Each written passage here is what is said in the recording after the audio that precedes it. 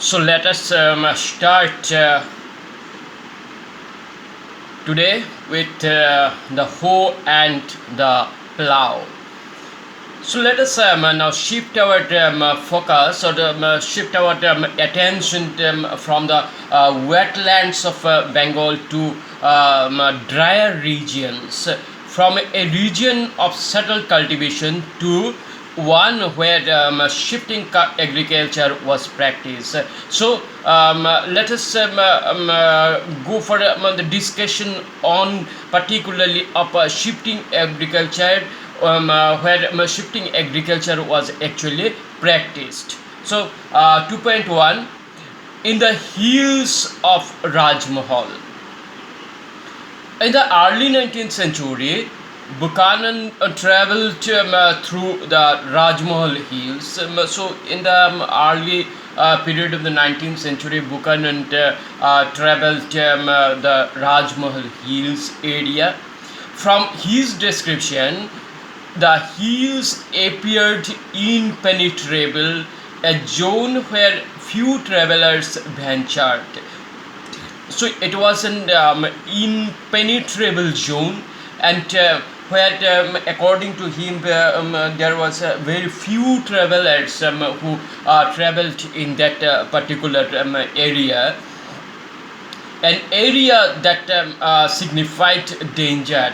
So because of the fact that the area was very dangerous for the travelers, wherever he went, people were hostile, apprehensive of officials, and unwilling to talk to them.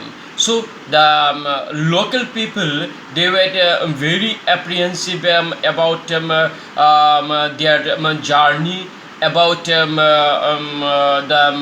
persons who visited in their areas, and they were not willing to talk with particularly talk with them.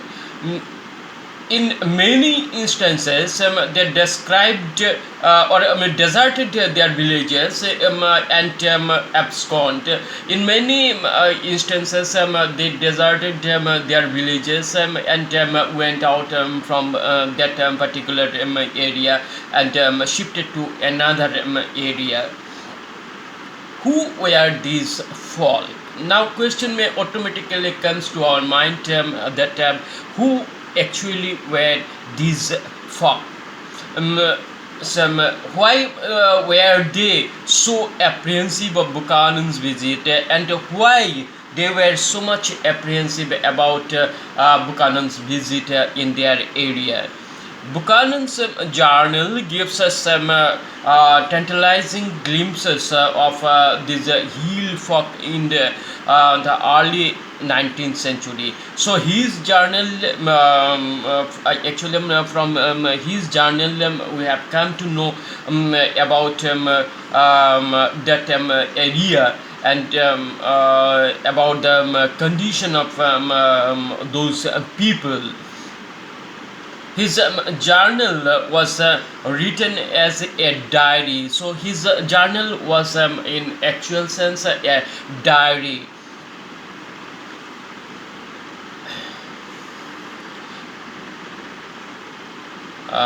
His journal was written as a diary of places he visited, people he encountered, and practices he saw. So all these things were actually incorporated in his writings, and particularly of the practices of the people, what he saw at that time. It raises some questions in our mind, but does not always help us answer them. So these actually the diary raises some questions in our mind, but does not give answer to these particular questions. It tells us about a moment in time, but not about the longer history of people.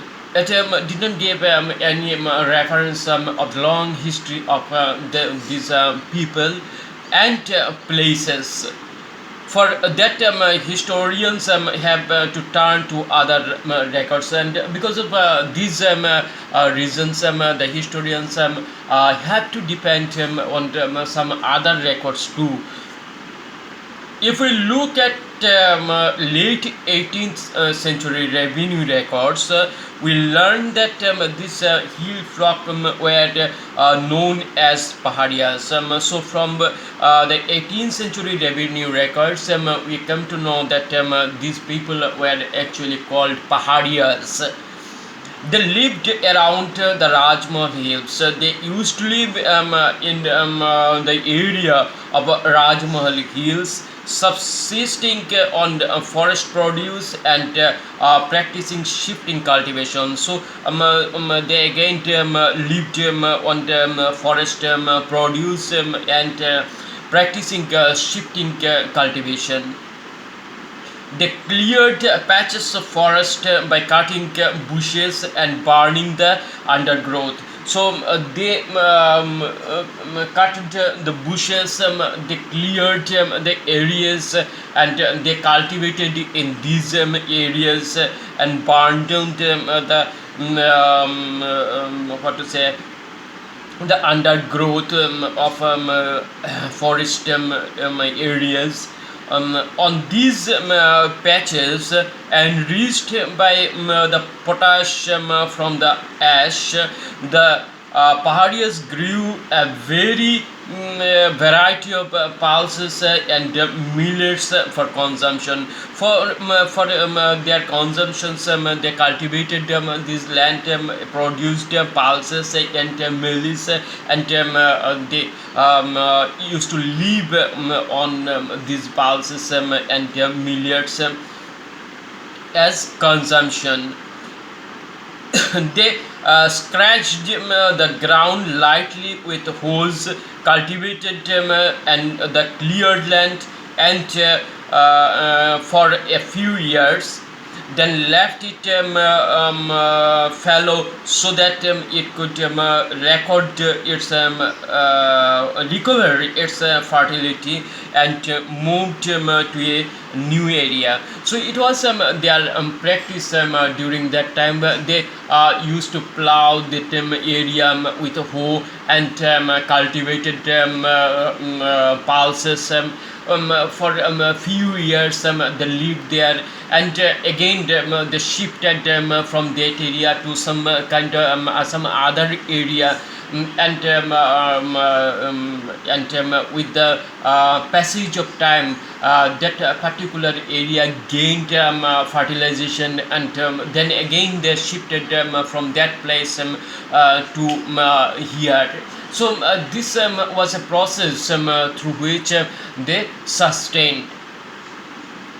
From the forests, they collected mahua for food, silk, cocoons, and resins for sale. So from the forest areas, they collected mahuas, a flower for food, silk, cocoons, and resin for sale, and wood for charcoal production. So these are the things they collected.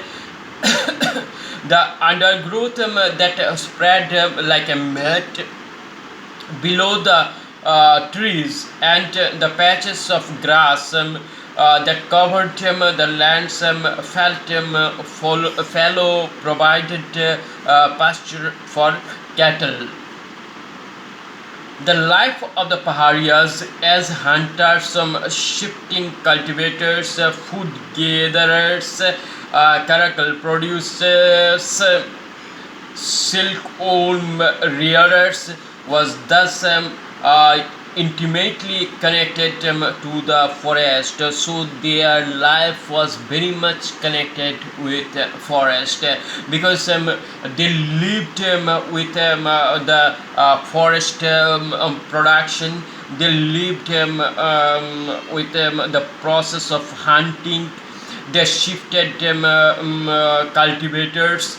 They were food gatherers, charcoal producers, and silk worn wearers. যে সমস্ত silk sari আজকে তৈরি হয়ে আমরা দেখি, যেগুলো silk sari বা সিল্কের কাপড়, সেগুলো অ্যাকচুয়ালি সিল্ক ওয়ার্ম থেকে তৈরি হয়। তাই these people were the rearers of silkworms. They lived in hutments within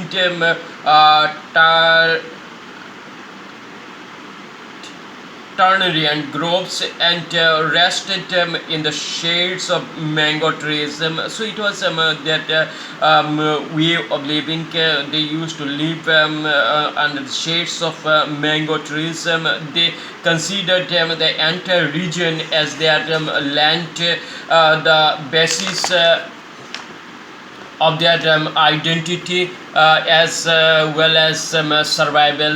So they earlier I have already told you that they were very much connected with the forest, and they it was some kind of their identity too, and they resisted the intrusion of outsiders, and they also resisted the intrusion of the outsiders, those who used to come from outside to their land. They resisted them. The chiefs maintained the unity of the group.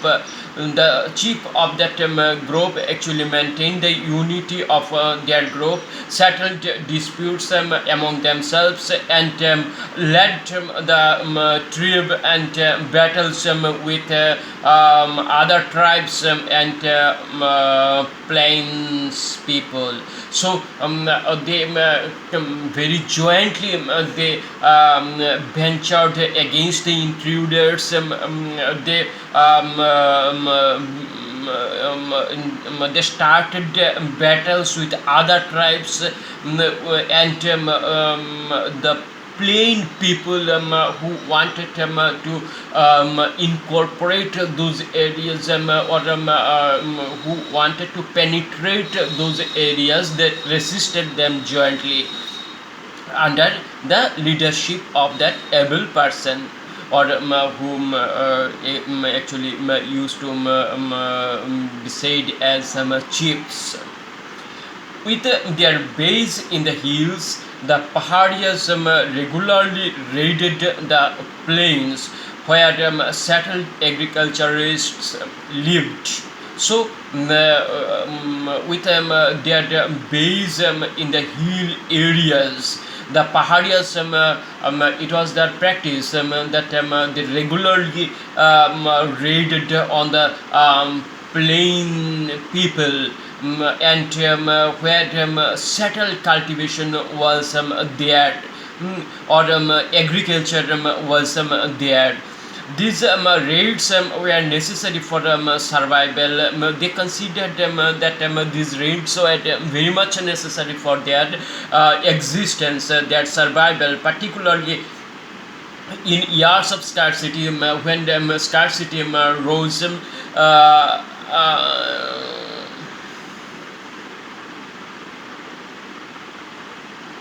They were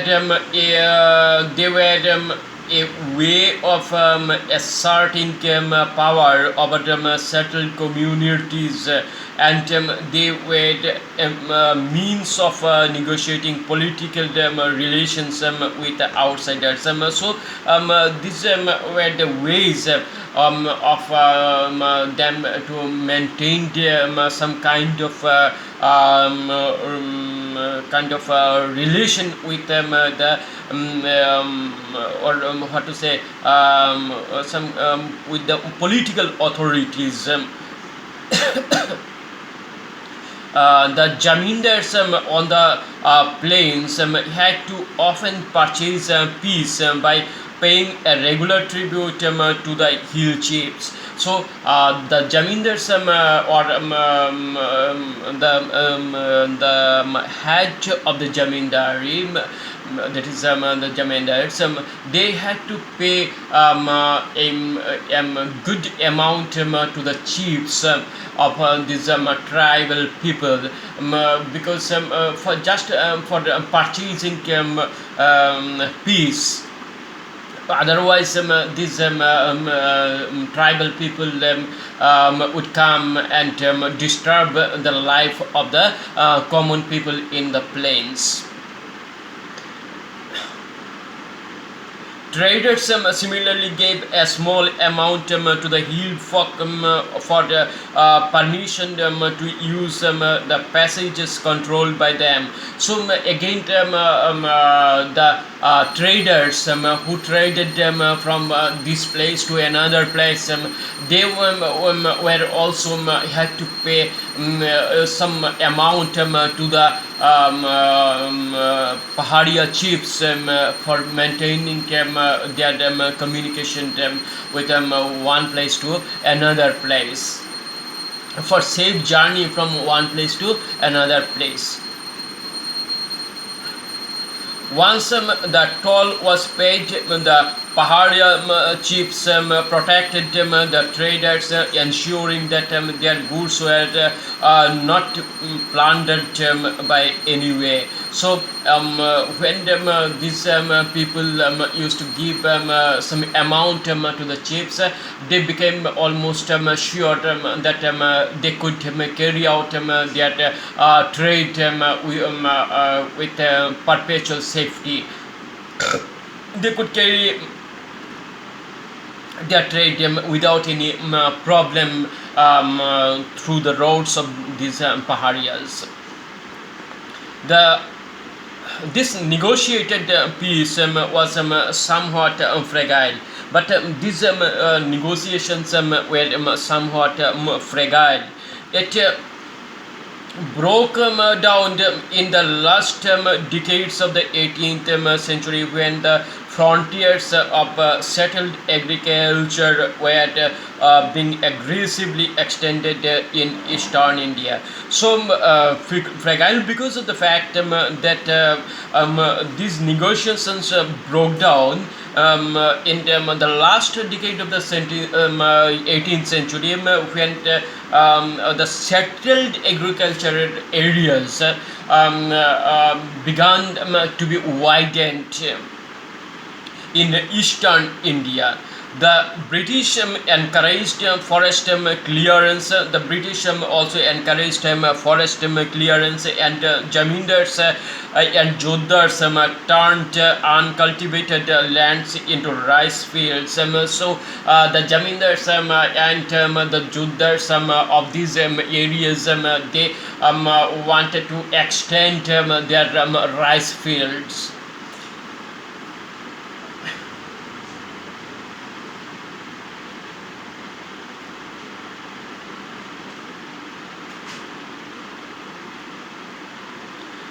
To the British, extension of settled agriculture was necessary to enlarge the source of land revenue, produce crops for export, and establish the basis of a settled, ordered society. So it was very much necessary for the British to expand the settled area, or the rice field areas, for maintaining constant revenue system, and developing the areas, agricultural areas, basis settled ordered society. The British also wanted to settle an ordered society. They also associated forest with wilderness, and so forest people as savage, unruly, primitive and difficult to govern. The British also realized that this forest people, or the tribal people of the forest areas, they were very much primitive, unruly. They did not like to obey the British rules and regulations, and they were actually for them it was very difficult to maintain relation with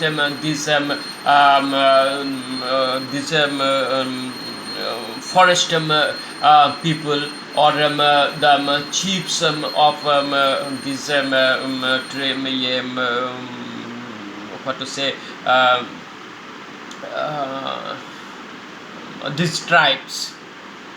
So they felt that forest had to be cleared, and because of that reason, they decided, the British authority decided to clear the forest areas. Settled agriculture established, and the settled agriculture established, and forest people tamed, civilized, and persuaded them to give up hunting and take to plow agriculture, and the forest peoples were almost bound somewhere to take up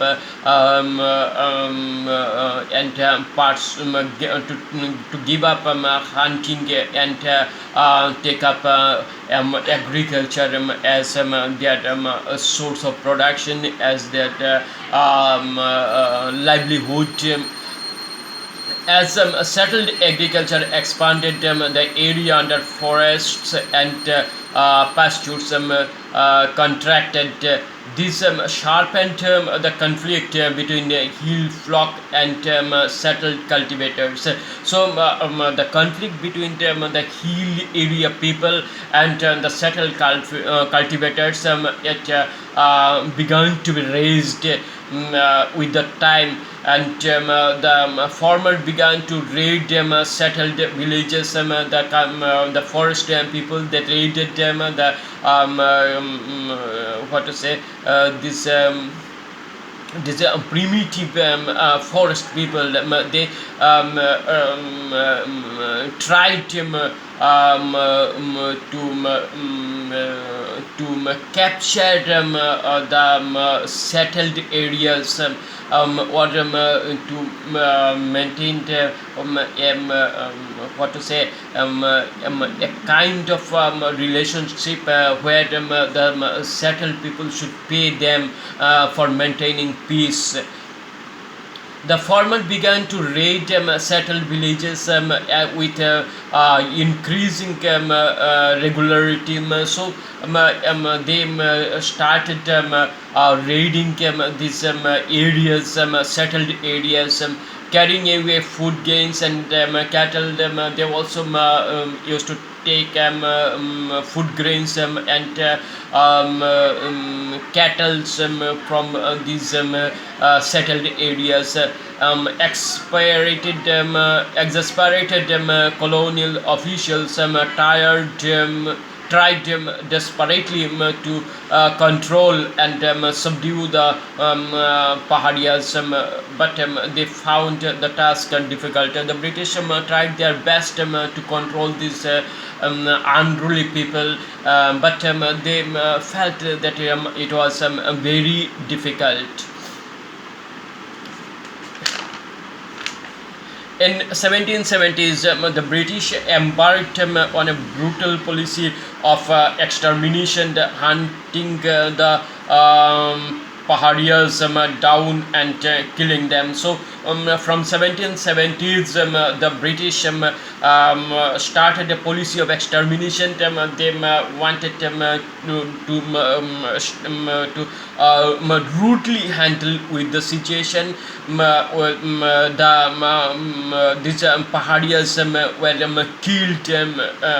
Then by the 1780s, Augustus Cleveland, the collector of Bhagalpur, proposed a policy of pacification. The policy of pacification was suggested by Augustus within with 1780s.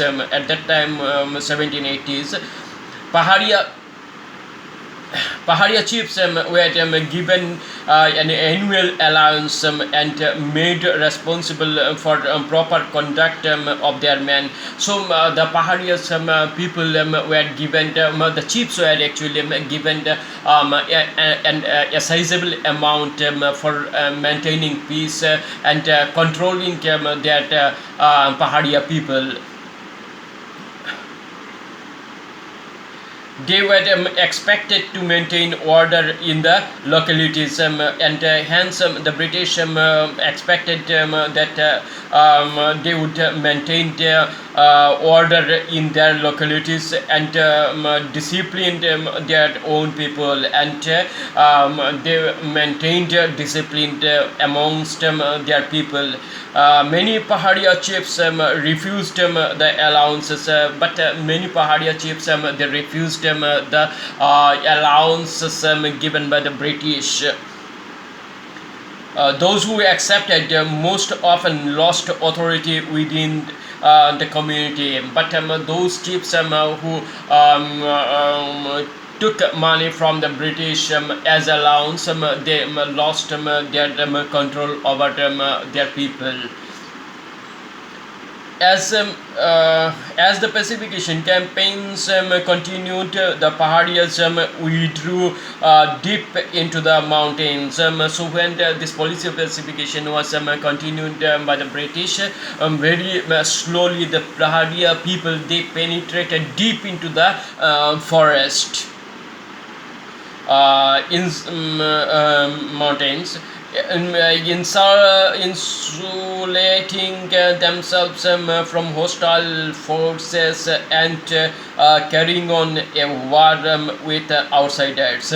So when Buchanan traveled through the region in the winter of 1810-11, the Paharias naturally viewed him with suspicion and distrust, and because of that reason, when I have already told these reasons, because of these reasons, when Buchanan visited the Paharia areas, the Paharia people sharply reacted against the British people.